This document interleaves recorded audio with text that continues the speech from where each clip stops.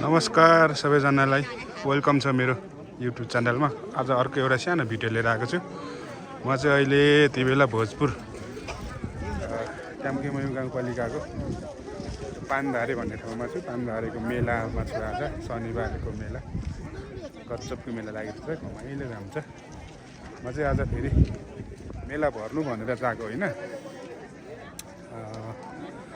भोजपुरबाट खोटाङबाट भोजपुरतिर आफ्नो घरतिर जाने क्रममा बाटो सर्टकट बाटो यता हालेको। आज बजार रहेछ, बजारको पुरा दृश्य देखाउने छु तपाईँहरूलाई मैले। हेर्नुहोस्, मुहामाथि एउटा राम्रो घर बनाएको छ, कम्पाउन्ड पारेको छ। कसले बनाएको हो के सरकारी प्रयोजनको हो कि? यहाँबाट मेला सुरु गर्छु है। यस्तो छ मेला है।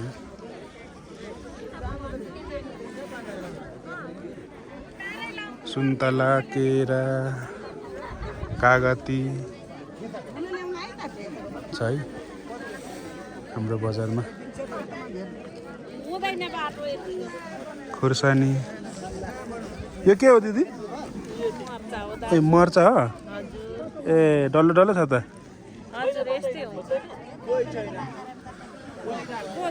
कोदोको मर्चा? ए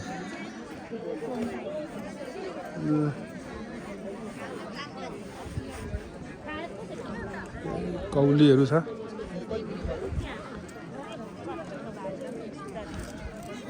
चटपटे पानीपुरी पसल पनि छ टन्नै। यता मोबाइलको पसल, बजार झ्याप्पै लागेको छ।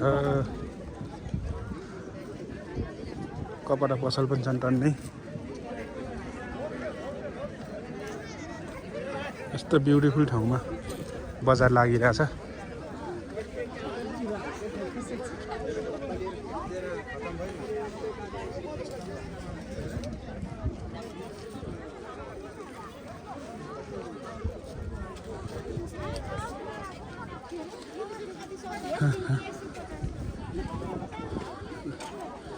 सबै चाहिने चिजहरू छ है पानधारे बजारमा।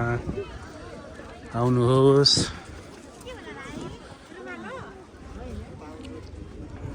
पसले दिदी भाइहरूलाई रुमाल बेच्नुलाई, के होला भाइ रुमाल हो भन्दै बोलाउनु हुँदैछ। भाइहरू होइन भन्दै जानु हुँदैछ।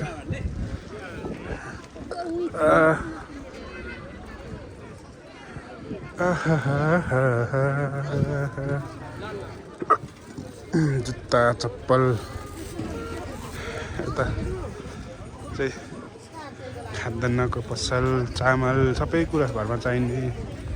प्याज, लसुन, अदुवा, टमाटर, बदम, यता भाँडाकुँडाको दोकान।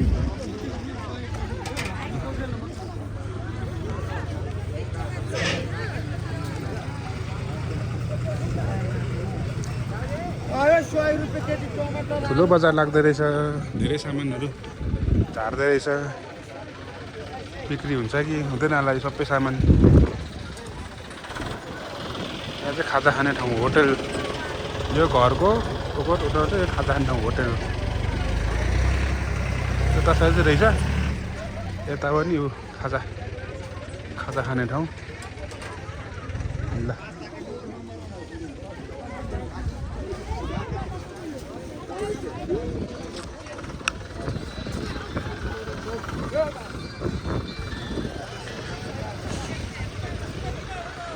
कस्तो रमाइलो ठाउँमा बजार है, अन्त मासतिर टाढा।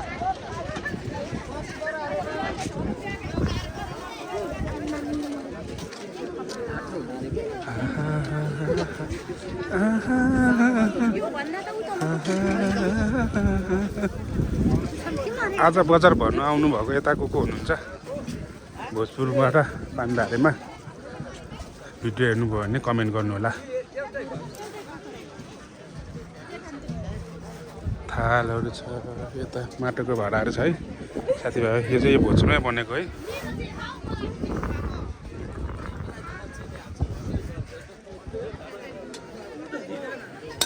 यता कचिया, खुर्पाहरू छ, चटपटे पसल छ। यहाँ चाहिँ बिउ बिजन छ। के को बिउ हो यो प्याजको बिउ जस्तो छ भाँडाकुँडा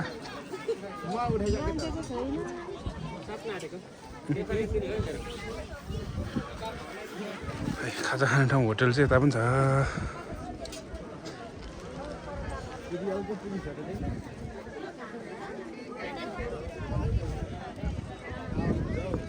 नपस्नु होला खाजा खाइँदैन भर्खरै भात खाएर हिँडेको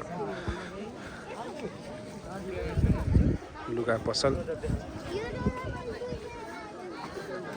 सबैभन्दा धेरै चाहिँ लुगा पसल नै रहेछ जाडोमा तातो लुगा लाउनु पर्यो नि त होइन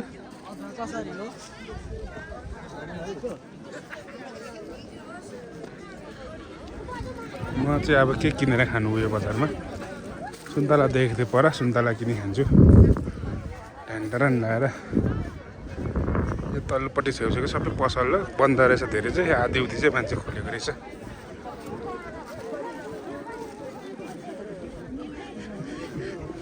बजार राख्ने ठाउँ पनि खाली रहेछ आजभोलि अब यस्तो हाट बजार लाग्नु पनि कम भएको छ हाम्रो गाउँघरमा पनि किनभने अहिले गाउँमा चोकमा पसलहरू उपलब्ध छ बाटो खुलेपछि ढुवानी सहज भएको छ ट्र्याक्टरबाट सामान ल्याइन्छ र बजारमै बेचिन्छ त्यो भएर पनि यस्तो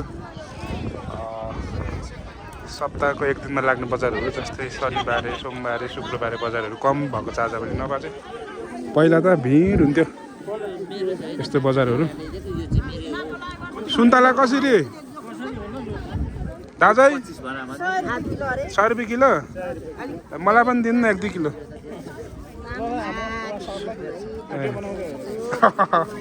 यो पान्दारे बजारको सुन्तला खाउँ न भनेर अब अर्को हप्ता पनि आउँछ फेरि सन्तोलाले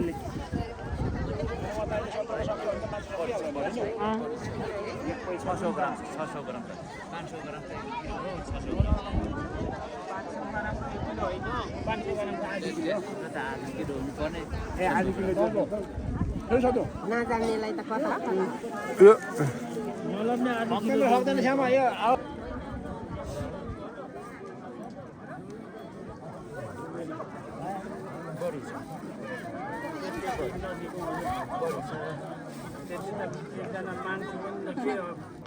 यत्रो किनेर पनि कस्तो चाख्नु पनि नदिनु त हौ दाइ चाख्नु त चाख्नु दिएर के गर्नु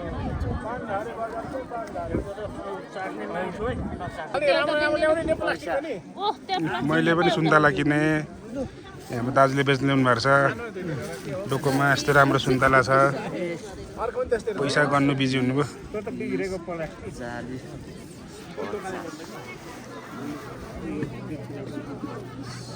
डेढ केजी हो नि अब आउँछ 1.5 केजी भयो होइन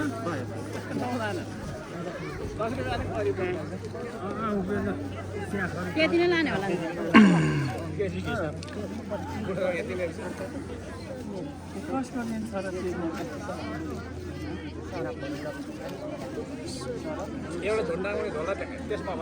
कति भएछ दाजु 1 केजी पुगेन अब अर्को केजी ल्याउनु न यहाँ भइहाल्छ अर्को केजी अरे सानो ल्याउनु अर्को लानु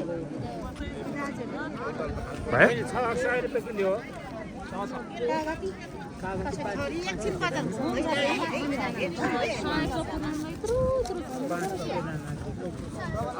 अर्को किलो नि लाने सुन्तला खान्छु अब त्यहाँ बसेर ल बजार यस्तै छ बजार चाहिँ अब यति नै हो मेरो चाहिँ बजार भराइ अब म चाहिँ सानो यात्री मान्छे अब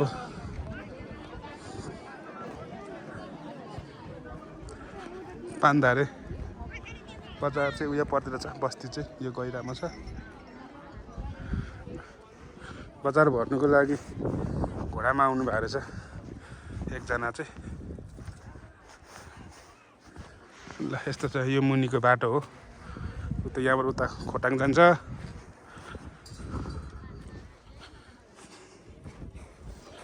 ल हस् त बाई बाई सबैलाई भिडियो मन परे लाइक कमेन्ट सेन्ड गरिदिनु होला